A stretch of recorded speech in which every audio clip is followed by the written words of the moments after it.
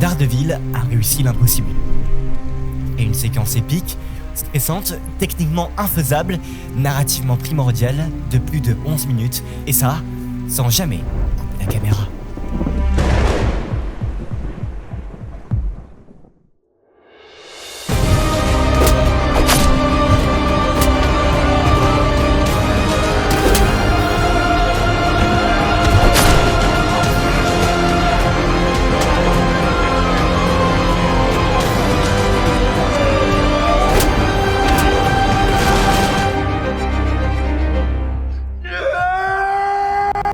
La saison 3 de Daredevil a marqué les esprits par son excellente narration et surtout ses combats inoubliables.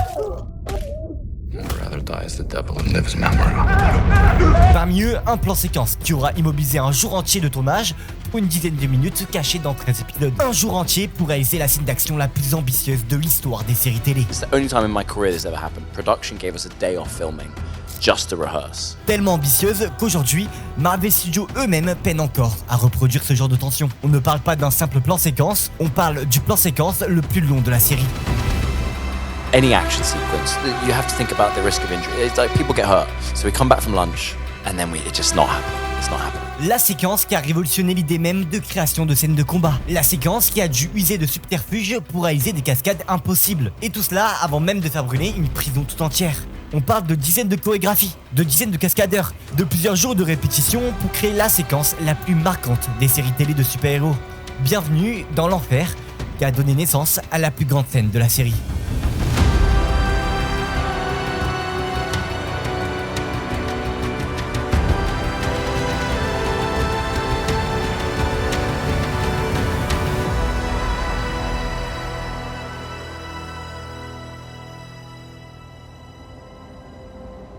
C'est précisément ici, et à partir de cette seconde, que la caméra ne coupera plus. Car oui, j'ai oublié de vous dire, mais la plupart des plus grands plans séquences du cinéma sont en fait des faux plans séquences. L'équipe de production y cache des cuts dissimulés pour pouvoir mieux appréhender la scène et éviter de la recommencer. Dans ce cas-là, on cache plusieurs plans différents qui nous donnent l'illusion d'en en avoir qu'un seul. Pour cela, on va utiliser des zones sombres ou des mouvements rapides pour y cacher des cuts. C'est d'ailleurs pas mal le cas dans Daredevil Born Again, la renaissance de Daredevil, mais cette fois-ci sous l'argent de Disney. Et malgré des scènes d'action plutôt cool, on les voit les cuts. On voit qu'il y a eu des VFX pour cacher certains trucs. Mais dans cet épisode 4 de Daredevil saison 3, on a affaire à un réel plan séquence. Et dites-vous que la scène était tellement ambitieuse que l'équipe avait prédit que les cascadeurs et Charlie Cox n'arriveraient jamais à la réaliser. Et ils avaient donc, pour anticiper cet échec, caché des zones sombres dans la prison pour pouvoir y dissimuler des cuts au montage. Mais au final, la scène s'est parfaitement déroulée. Et ça, sur la dernière prise de la journée. Matt Murdock est parti enquêter sur les sombres affaires de Fisk dans une prison. Mais cette prison est en réalité entièrement sous le contrôle du Caïd. L'infirmier bosse pour lui, certains détenus aussi, et les gardiens sont totalement corrompus. Alors c'est avec un Matt totalement drogué que le premier combat du plan séquence commence.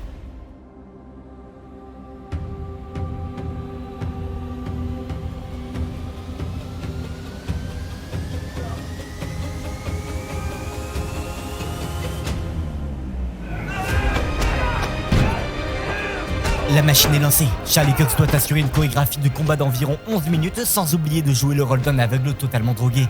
Les cascadeurs quant à eux doivent connaître chaque geste par cœur car une simple erreur de leur part et c'est l'entièreté de la scène qui doit être recommencée. Le rythme s'accélère, les coups s'enchaînent, la pression monte, la sueur rend les costumes inconfortables et tout cela marque le début de plus de 11 minutes de plan séquence. Ici, c'est Charlie Cox lui-même qui assure la chorégraphie. Mais la suite de la scène va demander une technique plus fine que seul un professionnel peut assurer. Et c'est subtilement juste là que Charlie Cox échange avec son cascadeur. Tout cela se passe en une demi-seconde, à 1 mm près. Notre acteur rentre dans la pièce à droite et notre cascadeur est prêt à prendre le relais. La scène continue et les cascades s'enchaînent. Mais là, problème, on a besoin de Charlie Cox à nouveau. On a besoin de lui car la suite révélera des plans serrés. Des plans qui nous obligent à avoir la tête de l'acteur. Alors c'est derrière cette table d'hospitalisation que notre acteur reprend son rôle. Et vous l'aurez compris, cette scène est d'autant plus compliquée à réaliser car Matt n'est pas déguisé en Daredevil. Donc pas de masque possible pour dissimuler le cascadeur. Et vous pouviez répondre à cela que c'est totalement idiot car mettre Matt en tenue aurait permis de simplifier la séquence. Et à ça je vous répondrai oui, ça aurait été totalement plus simple. Mais là on ne regarde pas simplement un enchaînement de combats. Ce plan séquence est en réalité primordial pour la narration de la saison. Car ici ce n'est ni Matt Murdock qui se bat, ni Daredevil.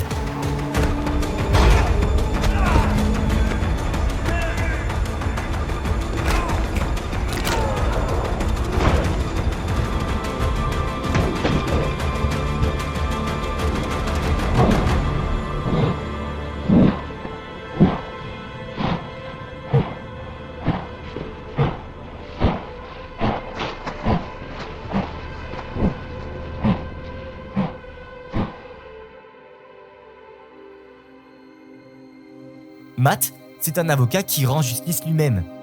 Matt, c'est un chrétien qui se déguise en démon. Vous la voyez, l'absurdité ? Matt pensait être le messie de Dieu. I too believed I was God's soldier. Il pensait que Dieu lui avait donné ses facultés pour soigner le monde, pour y éradiquer le mal. Mais pour cela, Matt a très vite compris qu'il devait se salir les mains. Alors, c'est par culpabilité catholique qu'il accepte de se sacrifier. Il sacrifie sa foi, il sacrifie sa pureté, il sacrifie sa vie pour se battre contre le mal. Car il sait que la Bible condamne fermement la violence. I'm not seeking penance for what I've done. Il sait que ce qu'il fait, c'est péché, et même plus. I'm asking forgiveness for what I'm about to do. Mais dans cette saison, tout ne semble pas se passer comme prévu. Matt se sent abandonné par Dieu. Il a failli mourir, mais il comprend pas pourquoi Dieu l'a laissé en vie. Pourquoi il l'a laissé en vie si c'est pour lui enlever tout ce qu'il comptait pour lui. Il est le personnage principal du livre de Job. There was a man from the land of Uz. Book of Job. Book of Job. Job, l'homme juste et croyant selon la Bible.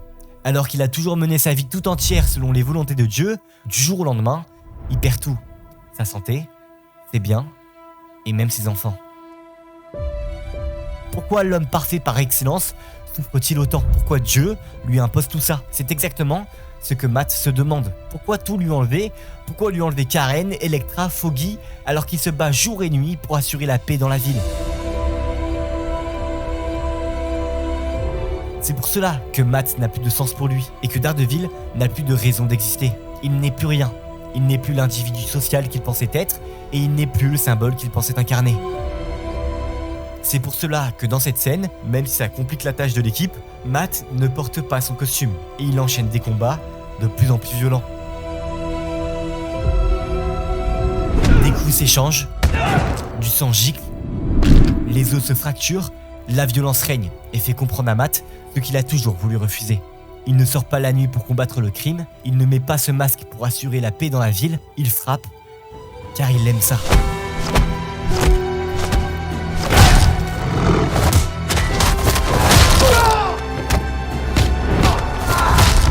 Il frappe pour extérioriser sa colère, sa haine. Maybe it isn't only about justice, Matt. Maybe it's about you having an excuse to hit someone. Maybe you just can't stop yourself. Ici, ce n'est pas Daredevil qui se bat, ni Matt Murdock, c'est le diable lui-même. Tout ce qu'il a toujours refusé d'être, il l'incarne pleinement. Un homme corrompu par sa propre inhumanité. Plus rien ne peut l'arrêter. Plus aucune barrière morale et éthique ne lui fera obstacle. Alors, s'il ne peut pas se donner la mort, il accepte de la donner. I don't want to stop.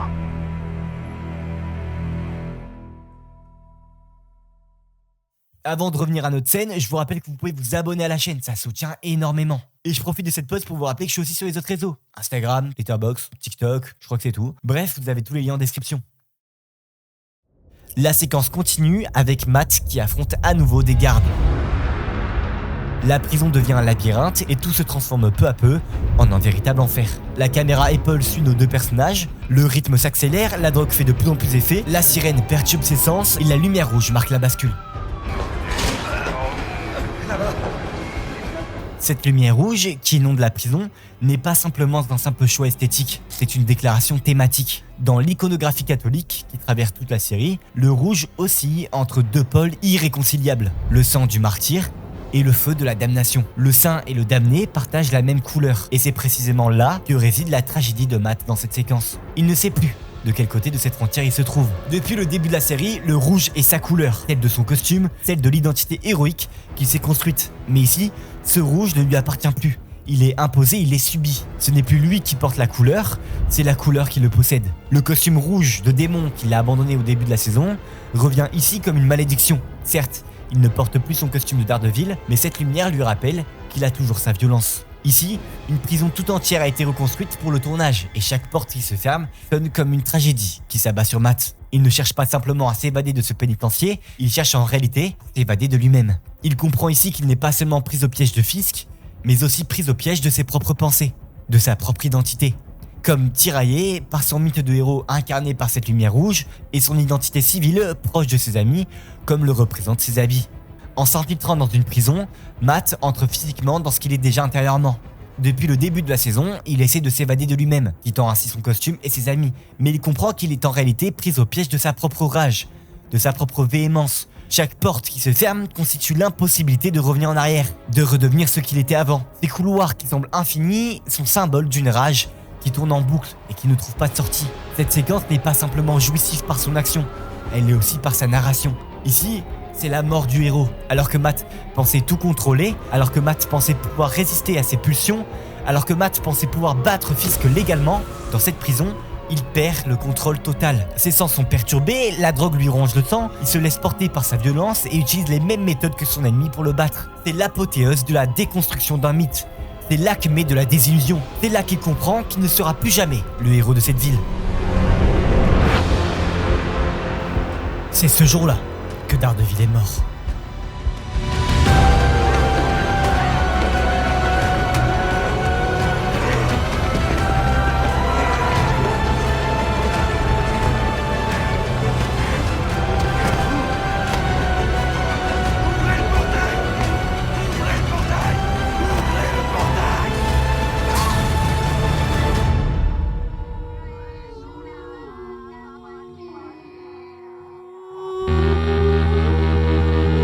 C'est entre autres pour cela que cette séquence a autant marqué les esprits. Une scène planifiée au millimètre près et qui a fini par révolutionner les séries télé.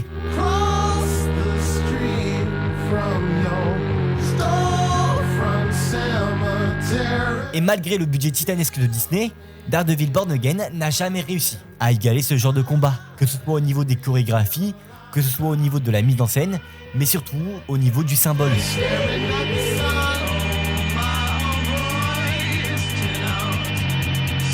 Matt comprend dans cette scène tous ses démons. Il comprend qu'il ne sera jamais une solution pour cette ville. Quand il parvient à sortir de la prison, ce n'est pas une libération pour lui, c'est une condamnation. Il comprend que ses méthodes pour assurer la paix et la justice ne sont pas les bonnes. Son intériorité est aux antipodes de la personnalité qui s'est construite depuis son enfance. Il fait face à une crise identitaire.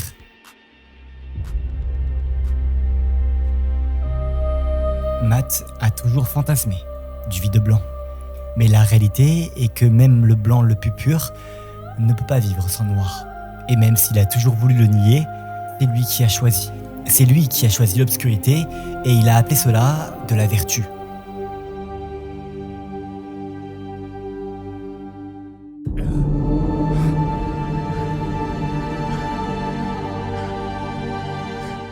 Matt est un personnage tragiquement solitaire. St. Jude, I am so helpless and alone.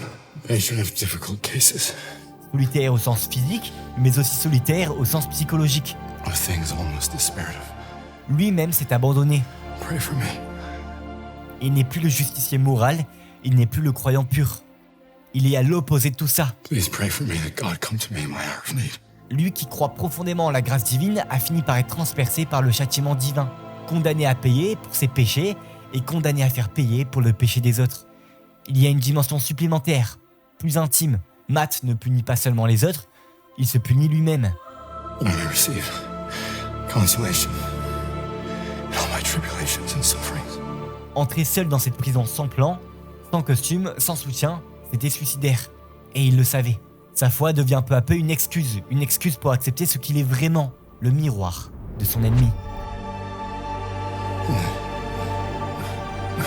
Bless God. Daredevil parle du châtiment divin, parce que Matt Murdock est un homme qui a besoin que la violence ait un sens supérieur pour la supporter moralement.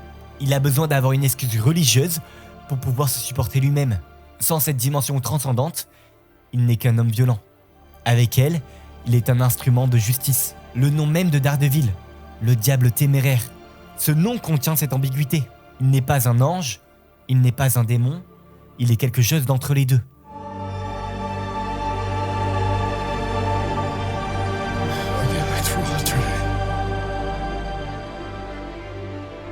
Ce que la théologie appelle parfois un ange de la colère divine, un être qui punit au nom d'un ordre supérieur. Et c'est précisément parce qu'il refuse de choisir entre l'ange et le démon que Matt Murdock est condamné à rester ce qu'il a toujours été, un homme seul, debout dans le rouge, qui se bat contre des murs qui sont en réalité les siens.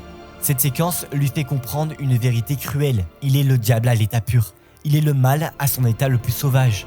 Il pensait que l'absence de peur le rendait invincible, elle le rendait simplement incapable de s'arrêter. Et un homme qui ne peut pas s'arrêter n'est pas libre. Il est condamné. condamné par sa propre nature, au-delà du péché, au-delà de la grâce. Il est l'homme sans peur, et ça, Amen. même Dieu ne peut rien y faire.